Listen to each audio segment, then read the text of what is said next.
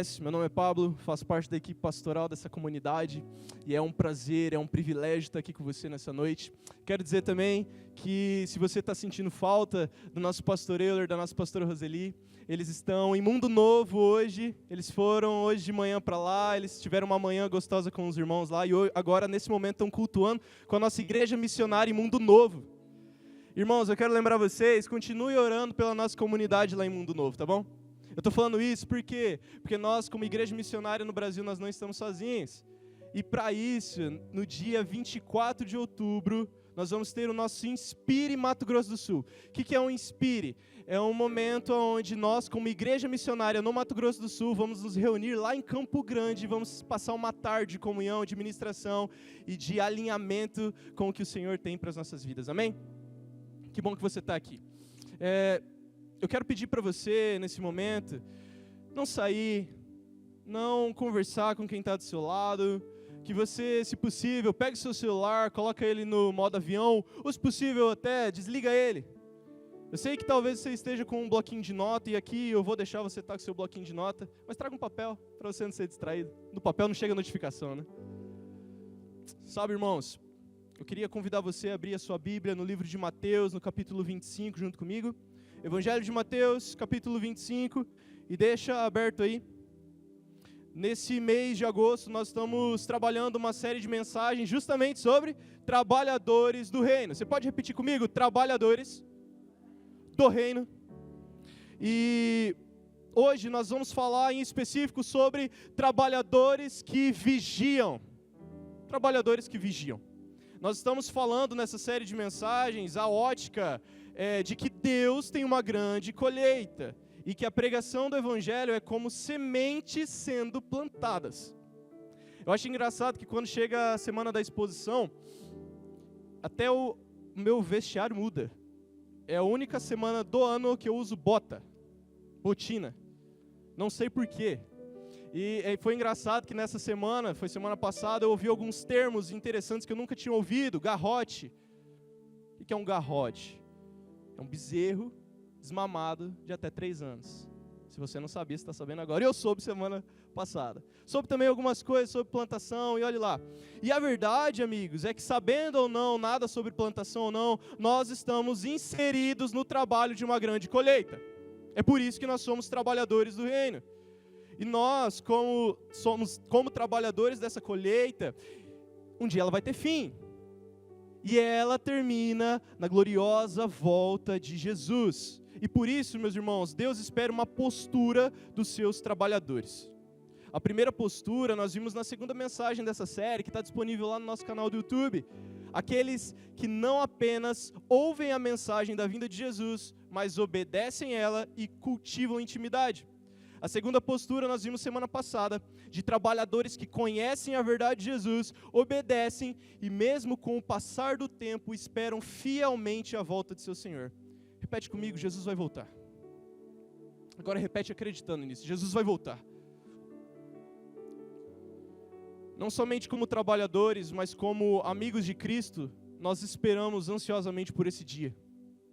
Essa última canção não é uma licença poética, irmãos. Essa última canção que nós cantamos é a expressão que o nosso coração como igreja, como amigos de Jesus precisa ter. Senhor, eu espero o dia em que eu verei a face do meu amado. Senhor, eu espero o dia em que a minha alegria enfim será completa. E é por isso que nessa série nós estamos falando das responsabilidades das pessoas envolvidas na obra de Cristo, sobre a ótica da vinda de Jesus. Isso nós chamamos de escatologia. Essa ótica de Cristo, da volta de Cristo sobre tudo que nós fazemos. E essa expressão que nós vemos no livro de Mateus, no capítulo 24 e 25, nós chamamos de escatologia. Agora acompanha comigo ali em Mateus 25, os 13 primeiros versículos. Vamos lá? Então, o reino dos céus será como as 10 virgens que pegaram suas lamparinas e saíram para encontrar-se com o povo. 5 delas eram insensatas e 5 eram prudentes. As 5 insensatas não levaram óleo suficiente para as lamparinas, mas as outras 5 tiveram o bom senso de levar óleo reserva. Como o noivo demorou a chegar, todas ficaram sonolentas e adormeceram. E à meia-noite foram acordadas pelo grito: vejam, o noivo está chegando, saiam para recebê-lo. Todas as virgens se levantaram e prepararam suas lamparinas. Então as 5 insensatas pediram às outras: por favor, deem-nos um pouco de óleo, pois nossas lamparinas estão se apagando. As outras, porém, responderam: nós não temos o suficiente para nós todas. Vão e comprem óleo para vocês. No verso 10, quando estavam fora comprando óleo, o noivo chegou. E então as 5 que estavam preparadas entraram com ele no banquete de casamento, e a porta foi trancada. Mais tarde, quando as outras 5 voltaram, ficaram do lado de fora, chamando: Senhor, Senhor, abra-nos a porta. Mas ele respondeu: a verdade é que não as conheço. Portanto, vigiem, pois não sabem o dia nem a hora da volta. Amém? Feche seus olhos. Vamos orar novamente. Jesus, nós te amamos. E nesse momento, a minha oração, Pai, é que o Senhor traga os nossos corações, os nossos olhos e os nossos ouvidos cativos, ó Pai, ao que o Senhor tem a nos ministrar nessa noite. Que toda dureza de coração, que toda distração nesse momento, ó Pai, seja tirada e que fique somente a presença do Teu Espírito Santo nos testificando acerca da verdade que o Senhor quer derramar sobre nossas vidas nessa noite. Em nome de Jesus. Amém? Se me dá uma licença, eu vou tomar um pouquinho de água e eu não vou derrubar dessa vez, tá, irmãos? Por isso que eu vou colocar um pouquinho longe. Jesus, nesse texto aqui, ele está trazendo a ilustração de um casamento, óbvio. Casamento, na cultura judaica, é uma figura muito conhecida, pois além deles, na cultura deles, na época, terem muitos casamentos, essa linguagem que o próprio Deus usava no Antigo Testamento, em específico no livro de Oséias, se apresentando como esposo do povo de Deus. Literalmente isso, esposo do povo de Deus. E quando esse povo partia para a idolatria ou com outros deuses, ele chamava isso de adultério. Então essa ótica de casamento, para o judeu na época, estava muito fresca. Para quem estava ouvindo Jesus falar isso aqui, cara, isso aí é um negócio que eu vivi. E eu, como uma pessoa que completou 5 meses de casado, e vocês acharam que eu não ia falar, e sim, eu falei, isso está muito fresco na minha memória também. Então, por que Jesus está falando isso aqui? Porque os discípulos, os capítulos anteriores, perguntam para ele, fala: Jesus, como que vai ser o dia da sua volta? Como que vai ser os dias que antecedem a sua volta? E Jesus começa a explicar. E Jesus chega aqui nessa ótica de casamento. E guarde bem, meus irmãos, essa ótica de casamento. Guarda bem ela. E mesmo que aqui Jesus esteja usando a linguagem e a imagem de um casamento, nesse texto ele não está nos chamando de noiva, mas de virgens. As 10 virgens não eram a noiva, mas eram como madrinhas de casamento. Na cultura da época, o noivo, no dia de seu casamento ou nos dias que antecediam as festas, ele saía com os amigos e ia com os amigos até a casa da noiva, para se encontrar com ela e levá-la até a festa, até o banquete. O noivo saía com seus amigos até a casa da noiva para se encontrar com ela, para ela ter um encontro com ele e eles juntos irem até o banquete. Isso é familiar para vocês de alguma forma? O noivo que sai, vai até a noiva, tem um encontro com ela e ela com ele, e ele leva ela até o banquete. E quando ele estava a caminho, normalmente alguém anunciava: o noivo está vindo. Então as 10 virgens, essas 10 virgens saíam com lamparinas e iluminavam o caminho do noivo até ele se encontrar com a noiva. E depois iluminava o caminho dos dois, dos pombinhos, até eles chegarem no local da festa. Quando nós olhamos para esses elementos, você consegue identificar algumas semelhanças de casamento com a nossa missão como trabalhadores hoje. Pensa comigo. Alguém anuncia que o noivo está vindo. Prontamente, as virgens pegam suas lamparinas, acompanham o noivo até ele chegar na noiva e depois acompanham ele até a festa. Quem é o noivo? E eu gostaria que vocês dissessem isso. Quem é o noivo? Jesus. E alguém anunciava: o noivo está vindo. A palavra de Deus é quem anuncia que Cristo está vindo. Você consegue perceber que quando Jesus fala sobre esses elementos, ele está apontando para uma realidade de trabalhadores. de pessoas envolvidas até mesmo no seu casamento, no casamento de Cristo com a sua igreja. Quem é o noivo? Jesus. Quem anuncia que o noivo está chegando? A palavra. E é por isso, amigos, que a Bíblia, esse livro aqui é o livro da notícia. Para alguns é a boa notícia, para outros é a péssima notícia. Sabe por que eu gostaria de ilustrar isso aqui como um livro de notícias? Porque eu tenho certeza, e aqui eu queria que você usasse um pouquinho da sua imaginação. Imagina você liga a sua TV e lá está passando um noticiário de que uma tempestade vai tomar Carapó, e essa tempestade vai pegar todo mundo que está na rua. O seu noticiário está dizendo lá. Por que eu estou usando esse tipo de linguagem? Porque talvez agora você está doido para pegar o seu celular, e aqui vou usar algo aqui mais específico dos homens, porque era algo que eu fazia. Provavelmente você está doido para ver o placar do jogo do Corinthians. Ou está doido para ver alguma notícia que saiu. Ou está doido para ver alguma notícia política. Ou está doido para ver, não sei. A Bíblia está nos anunciando de que Jesus vai voltar. E sabe o que nós estamos fazendo? É como se nós ligássemos no noticiário a nossa TV. A gente está ouvindo que vai vir uma inundação, uma tempestade. E a gente, tanto faz. Me pega não.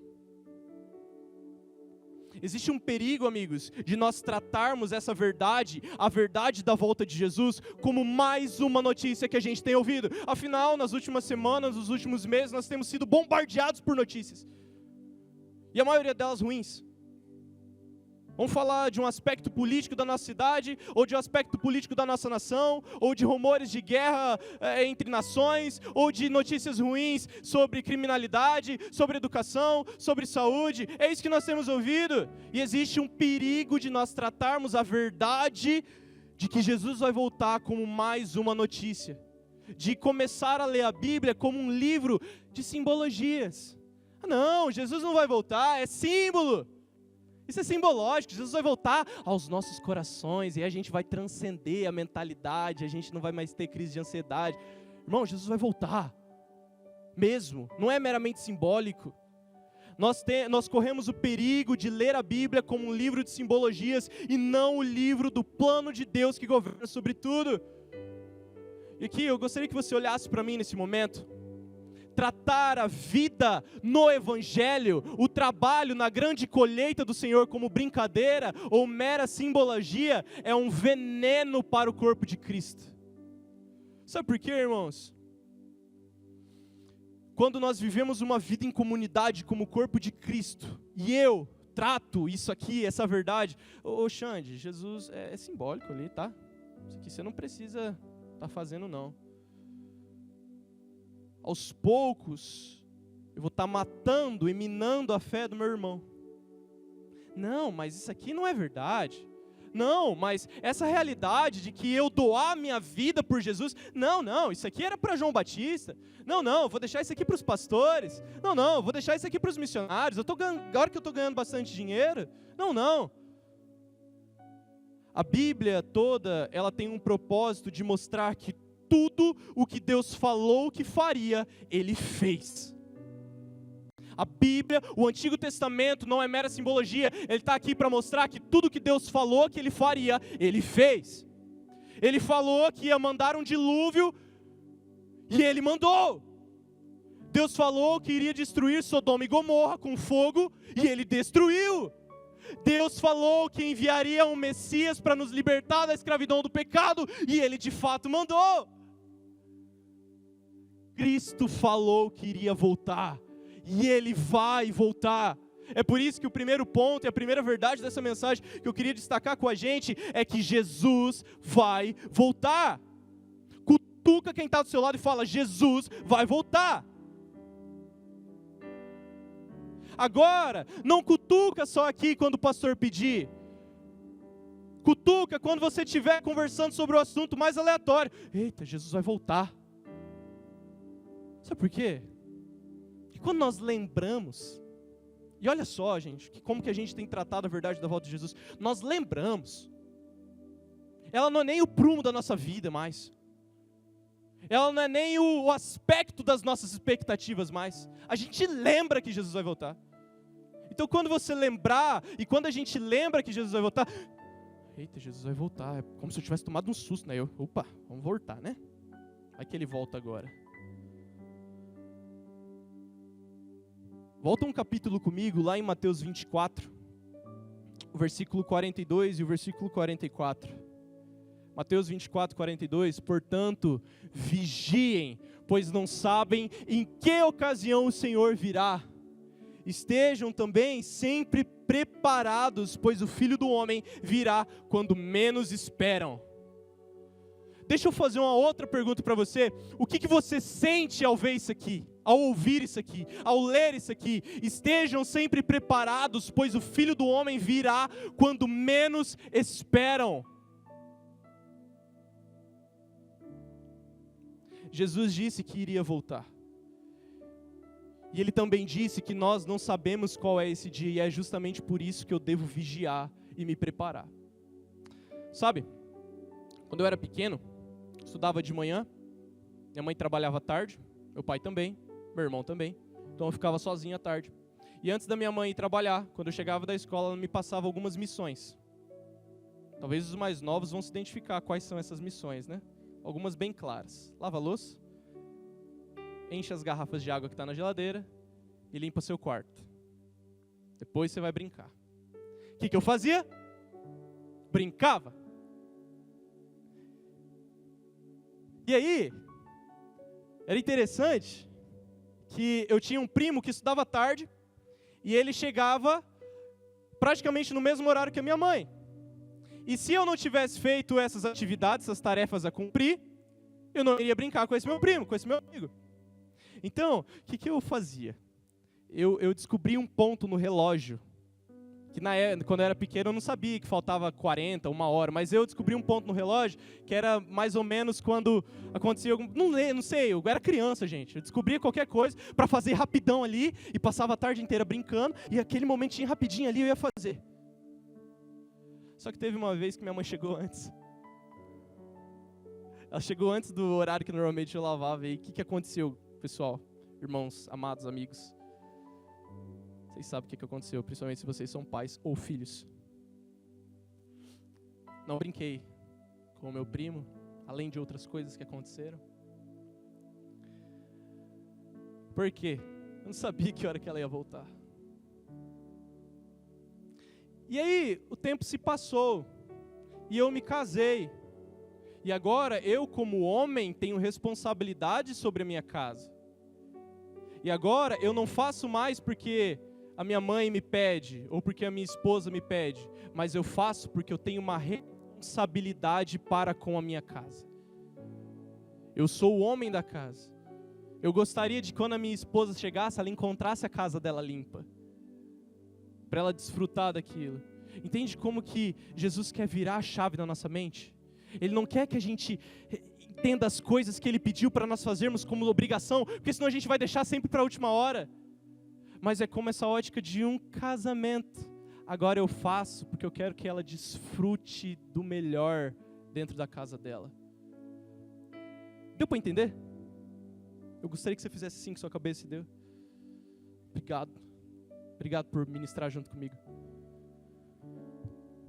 É por isso que nós devemos vigiar e nos preparar. Essa palavrinha é uma palavra que eu ouvi a minha vida inteira. Talvez porque eu nasci aqui dentro não literalmente, né, mas cresci aqui nessa casa, nessa igreja, e eu via sempre palavras, e meu pai falando vigia, os irmãos falando vigia, as irmãzinhas de cabelo branco falando vigia, os irmãos de cabelo branco, mas que agora estão pintando o cabelo falando vigia. Vigiar e se preparar, amigos, significa estar atento. Estar atento. Eu estou atento em algo. Isso é estar vigiando e me preparando. O pastor Euler falou justamente sobre isso na última mensagem. Não é ser apenas curioso e ficar se perguntando, mas quem que é o anticristo? Será que o anticristo é o político tal? É o jogador tal? É tal pessoa? Não é ficar se perguntando, será que Jesus vai voltar pré ou pós-tribulação? Qual machado que eu vou usar na batalha final? Amigos, Vigiar e se preparar é agir com temor ao imaginar a volta de Jesus. Não é mais lembrar que Jesus vai voltar, mas é viver uma vida porque Jesus vai voltar. Entende que existe uma diferença? Quando eu me lembro de alguma coisa, ela está longe. Eu precisei buscar ela, ou algo me lembrou. Agora, quando eu vivo minha vida baseada naquilo, é aquilo que define a minha vida. Sabe por quê, amigos? Quando nós vivemos na ótica e na esperança de que Cristo vai voltar, os nossos caminhos mudam. As nossas expectativas mudam, as nossas percepções mudam. E se não mudou ainda a minha oração, e eu, como seu irmão em Cristo, eu quero te levar para mais perto desse Jesus. Porque eu amo sua vida. E o anseio do meu coração, amigos, é porque demorou muito. Passou alguns anos da minha vida para eu entender isso. E só a partir do momento que eu entendi isso, que eu preciso viver na expectativa de que Jesus vai voltar, as coisas na minha vida parece que viraram de uma forma assim inexplicável. Eu não sei explicar para você, se não falar que Jesus transformou. Por quê, irmãos? Porque eu entendi que os meus olhos precisam estar fixos nele, na eternidade. Não é que eu vou deixar de fazer as coisas aqui, mas eu vou fazer aqui porque eu vivo nele primeiro. É uma ordem de prioridade, é por isso que na palavra do Senhor, um dos maiores direcionamentos para nós é buscar primeiro o reino de Deus. Isso não significa você acordar, abrir a sua Bíblia no Salmo 23 e deixar lá, busquei, agora eu vou fazer as outras coisas. Não, amigos, se você não consegue acordar, na hora que você acordar, ter um momento com Jesus, seja porque você é sonolento igual eu, ou seja porque talvez você acorde um pouquinho em cima do horário, faça em algum momento do seu dia. A segunda mensagem dessa nossa série falou sobre pessoas no tempo de Noé. E possivelmente Noé saiu anunciando nas ruas de que viria um dilúvio que destruiria tudo. Provavelmente ele saiu falando: ei, por causa das nossas iniquidades, Deus vai mandar um dilúvio que vai destruir tudo. Deus me pediu para construir uma arca e todos que entrarem nelas vão ser salvos. E eu imagino o povo: mas será mesmo, Noé? Não tem nada a ver, nem tem tanta água aqui assim.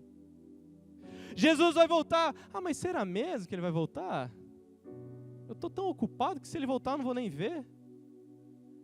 Eu preciso terminar tal coisa. Será mesmo? Então veio o dilúvio e levou a todos. Na hora que eles menos esperavam. Na última mensagem nós falamos sobre o servo que ficou responsável pela obra e achou que o seu senhor estava demorando demais. E aí ele começou a menosprezar a volta e se embriagar com os bêbados. Ah, eu acho que ele não volta não, demorou demais. Não tem problema eu fazer isso aqui, ele está demorando. Não tem problema eu deixar para depois, minha mãe vai demorar para chegar. Não tem problema eu fazer isso aqui agora, meu Senhor não voltou até agora, vai ser agora que ele vai voltar? Então o Senhor voltou. Quando nós começamos a escolher o que nós vamos obedecer na palavra de Deus, e quando nós lemos a Bíblia apenas de forma simbólica, o resultado é imoralidade. Uma palavra que nós temos deixado de falar. Imoralidade. Você sabe o que é imoralidade? É viver sem moralidade. Anti-amoralidade. Sabe o que é imoralidade? Eu conheço, eu sei os princípios, e eu sei que esses princípios vão me levar para um lugar de bem, mas eu prefiro viver de uma forma contrária a esses princípios, afinal, é mais bonito, é mais gostoso, é mais legal. Viver sem responsabilidade também é viver uma vida de imoralidade.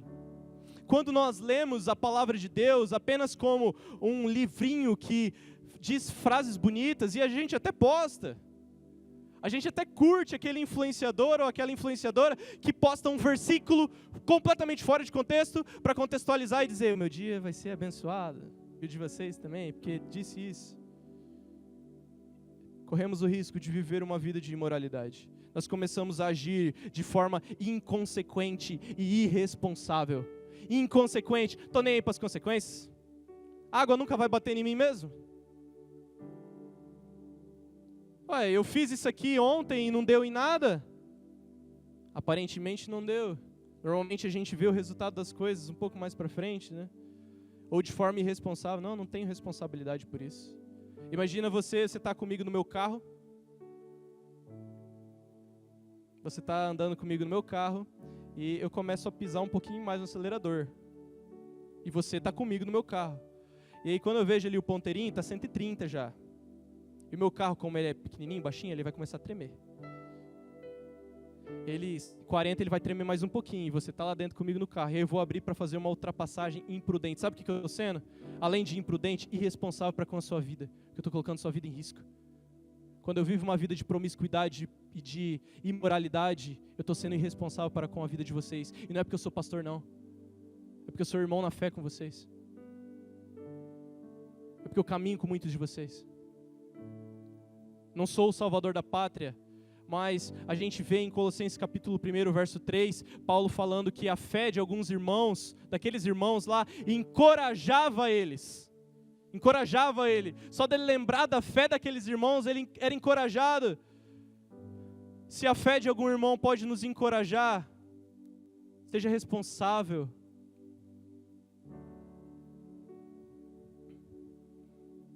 Sabe quem que foi o primeiro a falar assim, ó? Ele falou que vocês iam morrer. Não acredita muito no que as palavras de Deus não, é meramente simbólica. Ele falou que vocês iriam morrer se comer esse fruto, não vão morrer não. Deus não falou literalmente que você vai morrer não, Eva. É morrer num outro sentido, é que seus fiozinhos de cabelo vai cair. Sabe quem foi o primeiro a começar a falar, não tem nada a ver, Eva? Sabe quem foi o primeiro a dizer, tá tudo bem você fazer isso? Você não está fazendo nada de errado. Uai, você está comendo um fruto. Sabe quem foi o primeiro que menosprezou e deu descrédito às palavras de Deus? Ele mesmo.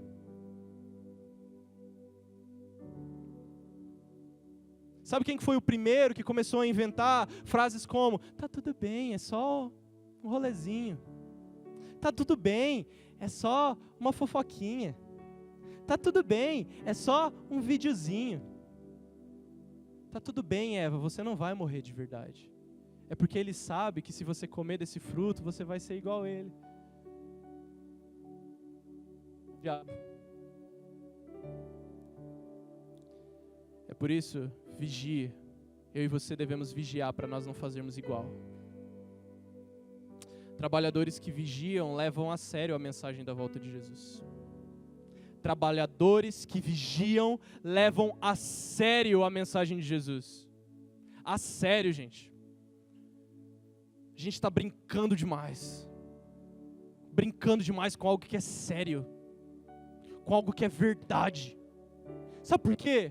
Porque quando alguém mexe na nossa ferida ou algo que a gente faz, a gente fica todo bravinho. Mas quando fala do evangelho, não, tudo bem, pode zoar, afinal Jesus é amor. Ele de fato é amor, mas um amor que vem com justiça, gente. Trabalhadores que vigiam levam a sério a mensagem da volta de Jesus. Mesmo que o noivo demore. E o noivo pode demorar. O noivo pode demorar. Acompanha comigo no versículo 5 de Mateus 25. Então o reino dos céus será como as 10 virgens que pegaram suas lamparinas e saíram para encontrar-se com o noivo. 5 delas eram insensatas e 5 prudentes. As 5 insensatas não levaram óleo suficiente para as lamparinas, mas as outras 5 tiveram o bom senso de levar o óleo de reserva. Bom senso. Bom senso. Sabe o que está faltando? Bom senso. Como o noivo demorou a chegar, todas elas ficaram sonolentas e adormeceram. O trabalho das virgens, dessas virgens aqui, ou madrinhas, era de iluminar o caminho do noivo até a noiva, e depois até a festa. As 10 sabiam qual era o plano do noivo. Talvez nós sabemos qual é o plano do noivo. As 10 acreditaram e obedeceram o plano do noivo. Talvez todos nós aqui acreditamos e obedecemos o plano do noivo. As 10 levaram a sério o fato de que o noivo viria. Talvez todos nós aqui levamos a sério o fato de que Jesus vai voltar. Porém, apenas 5 se prepararam com zelo até o momento dele chegar. somente 5 estavam preparadas com óleo reserva. As 5 insensatas não tinham óleo suficiente. O noivo procura quem tem óleo para queimar em toda a jornada. Não é para quem tem óleo para queimar no começo. Já ouviu a expressão cavalo paraguaio? Jesus não busca quem tem óleo somente para queimar no começo. Jesus busca quem tem óleo para queimar em toda a jornada. Olha essa frase que está aí no telão. Deus não chamou um povo que tem fogo para a festa, somente para a festa. Mas quem tem fogo para suportar a crise. Deus não chamou um povo que tem fogo, que tem óleo sobrando somente para a festa, mas quem tem óleo sobrando para suportar a crise, os momentos de crise. Jesus vai voltar, nós vamos ter uma vida abundante, o Espírito Santo nos capacita, nós vamos vencer, amém, glória a Deus, e tudo aquilo que a gente ouve que é bom, e aí sabe o que nós fazemos? Nós fazemos festa. Jesus vai voltar, nós vamos vencer, você vai ser curado, tal, e tudo isso. Mas quem tem fogo para suportar o noivo te decepcionando? Quem tem óleo suficiente para suportar o noivo te decepcionando? Sabe por quê essa palavra decepcionando? Porque as pessoas e nós vivemos com uma expectativa sobre Cristo, de que Cristo vai fazer isso e aquilo. E se Ele não fizer? Sabe por que o texto deixa claro que todas elas dormiram? Cansaram, porque o noivo demorou, porque elas estavam com uma expectativa de que o noivo chegaria. E se ele decepcionar essas nossas expectativas? Quem aqui tem fogo para não se escandalizar com as escolhas do noivo sobre as nossas vidas? Parece forte isso, mas quem aqui tem fogo para não se escandalizar com as escolhas de Cristo? Sabe por quê?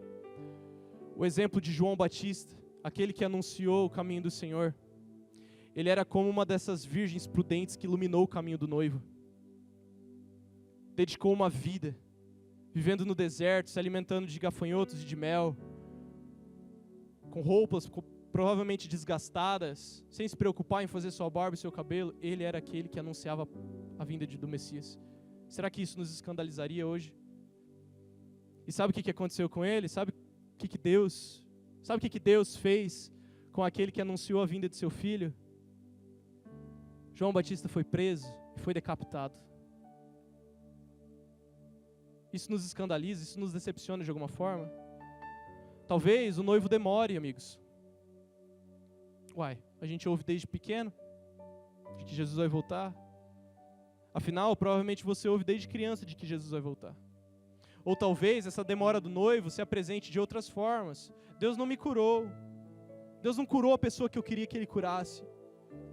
Eu estou frustrado porque os crentes vão nas festas do mundo. Eu me decepcionei com tal pessoa. Deus não me abençoou nisso aqui. Eu orei e Deus não fez. Deus não abençoou esse relacionamento. Deus não fez isso que eu pedi. Deus não me curou. Quem não tem óleo suficiente deixa a chama se apagar por causa dessas circunstâncias. Talvez a demora de Cristo se revele a nós nessas vidas. Talvez, meu irmão, eu não sei. Talvez a oração que você tanto entrega aos pés do Senhor não vai acontecer. Porque Ele já fez algo muito melhor sobre a sua vida. Ele te resgatou, Ele te comprou, Ele te deu vida. Você pode dar um amém no seu espírito. Você pode dar um amém com a sua boca. Porque Cristo te resgatou. Ele te deu um presente que não vai ser corroído por traça. Sabe por quê? Dinheiro passa, empresa passa. Tá tudo bem se ter dinheiro, amém. Você vai me chamar para um churrasco. Tá tudo bem se ter uma empresa abençoada, tá tudo bem tudo isso, só que tudo isso vai passar. E Deus está dando algo pra gente que é duradouro. Quem não tem óleo suficiente deixa a chama se apagar.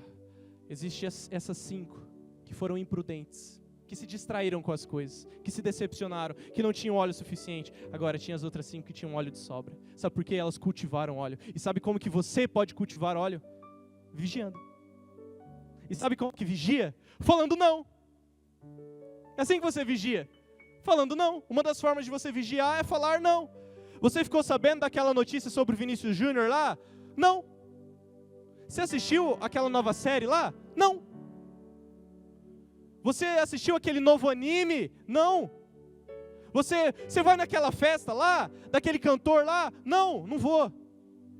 Não tem problema você assistir filme, série, futebol, notícias, não tem problema nenhum. Não tem problema nenhum você assistir o novo filme do Homem-Aranha. Não tem problema nenhum. Talvez alguns shows que você vai, de fato tem problema e você precisa vigiar nisso também.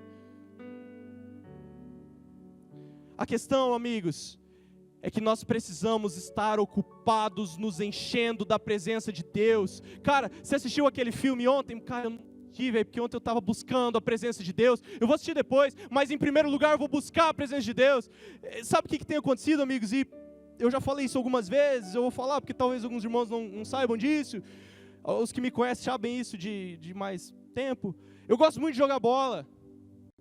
Só que quando Jesus virou essa chave da expectativa no meu coração, às vezes os meninos mandavam mensagem: mano, vamos jogar bola? Mano, eu não vou. Mas por que você não vai? Não, mano, porque hoje eu vou ficar um pouquinho mais com meus pais. Hoje tem acontecido o seguinte: mano, vamos jogar bola? Cara, hoje eu não vou. Eu vou ficar com a minha esposa. É isso que a gente precisa fazer com a presença de Deus. Cara, vamos fazer, vamos, mas a gente pode marcar outra data, porque em primeiro lugar na minha vida, eu vou buscar a presença de Deus, eu vou buscar cultivar óleo. E de novo, eu vou lembrar, não tem problema sair num cineminha, é legal demais sair jogar bola, é legal demais. Mas em primeiro lugar na nossa vida, precisa ser a presença abundante do Senhor, do Espírito Santo de Deus. Porque se não for Ele, nós vamos ser consumidos por tudo que está aqui. E se nós formos consumidos por tudo que está aqui, no dia em que Jesus voltar, nós seremos atirados junto com as coisas que são aqui, para longe da presença de Deus. Porque enquanto nós podíamos buscar, enquanto nós podíamos achar, nós não buscamos. Isso é sério. Mas essa verdade é muito dura, é muito pesada para mim. Desculpa, amigos, mas o meu compromisso como um pregador do Evangelho, como alguém que ama essa palavra e como alguém que foi salvo por ela, é de falar sobre ela. Nós estamos invertendo as coisas. Nós estamos dizendo não para as coisas de Deus, pois nós estamos muito cansados.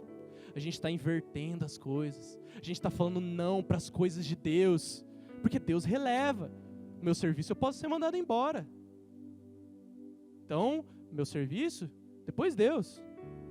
A gente está invertendo as coisas. Nós estamos para as coisas que vão consumir a nossa vida, consumir o nosso tempo e contaminar o óleo. Com as coisas daí de fora, nós estamos completamente prontos. Mas quando é para fazer alguma coisa que vai abençoar o reino de Deus, não, eu estou ocupado. Não, eu estou cansado, cara, hoje eu cheguei muito cansado. Nós estamos invertendo as coisas, falando não para as coisas de Deus e dizendo sim para as coisas que não vão nos levar até Deus. E se o noivo demorar, será que eu vou ter óleo para permanecer? Será que eu vou, quando as notícias ruins chegarem, será que eu vou estar tão firmado na palavra a ponto delas não me abalarem? E a última verdade que eu queria compartilhar com vocês, para a gente finalizar, é de que o noivo vai chegar de surpresa. Olha o versículo 6 de Mateus 25 junto comigo. À meia-noite, foram acordadas pelo grito: vejam, o noivo está chegando, saiam para recebê-lo. Todas as virgens se levantaram e prepararam suas lamparinas. Então as 5 insensatas pediram às outras: por favor, deem-nos um pouco de óleo, as nossas lamparinas estão se acabando, o noivo chegou, a gente não tem óleo suficiente. As outras, porém, responderam: nós não temos o suficiente para todas, vão e compre óleo para vocês. E quando estavam fora comprando óleo, o noivo chegou. E então as 5 que estavam preparadas entraram com ele no banquete de casamento e a porta foi trancada. E mais tarde, quando as outras 5 voltaram, irmãos, isso aqui é uma imagem escatológica de todos aqueles que não se prepararem da forma como o noivo. Mais tarde, quando as outras 5 ficaram do lado de fora, chamando Senhor, Senhor, abra-nos a porta, Senhor, Senhor, eu fiz, em teu nome eu fiz, Senhor, Jesus, eu li a Bíblia, Jesus, eu fui na igreja, abre a porta. Mas ele respondeu, a verdade é de que não conheço vocês. Portanto, vigiem, pois não sabem o dia nem a hora da volta. Nós corremos o risco de ser tarde demais para assumir um compromisso com Jesus. Não é somente crer, frequentar a igreja, servir nos ministérios, estar trabalhando para o reino, é tudo isso, mas também é buscar intimidade individual com Jesus. Sabe por quê? Jesus pode demorar mais tempo ainda para voltar. E se você morrer? E se eu morrer? Acabou, gente. Sabe um exemplo claro disso que ficou na minha cabeça e me levou a cuidar da minha saúde, ainda que eu preciso cuidar mais dela? O nosso pastor Euler, ele correu uma corrida de 10 quilômetros em setembro. Em outubro ele foi fazer um check-up para em dezembro correr uma de 21. E aí quando ele foi fazer um check-up, ele descobriu uma mancha no coração. Era veia, 3 vezes entupidas. 3 vezes a ponto de entupir. Talvez nós sabemos de pessoas que estava tudo bem, que era saudável, e do nada teve um infarto, um AVC, e morreu, um mal súbito. Eu estava dando uma olhada em algumas notícias agora à tarde, nunca se viu como nós temos visto hoje, pessoas com menos de 25 anos, tendo tanto infarto igual está tendo hoje em dia. A nossa vida pode ser ceifada sim, e talvez não dê tempo da gente se reconciliar com Jesus. Talvez a gente esteja vivendo como uma criança, que menospreza que o pai vai chegar logo e deixa para fazer as responsabilidades depois. Talvez não dê tempo, amigos. E talvez nós corremos o risco, e de fato nós corremos o risco, de ser igual a essas 5 imprudentes, de bater na porta desesperadamente, Jesus, deixa eu entrar. Jesus, eu falei, Jesus, deixa eu entrar. Eu não conheço você. Sabe qual que é a pior frase, a pior coisa que uma pessoa pode ouvir? Não é, eu não gosto de você. Eu não te chamei porque eu não gosto de você. Não é isso. A pior frase que nós, como pessoas, podemos ouvir é: apartai-vos de mim, porque eu não vos conheço. Isso ao menos tem gerado um temor no nosso coração.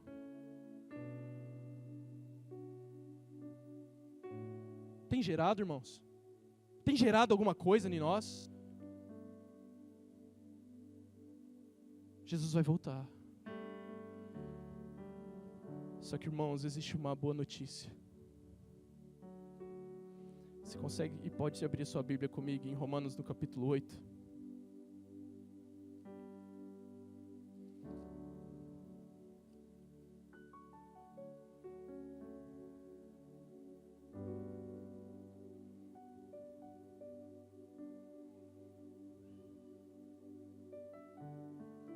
Romanos capítulo 8, 35.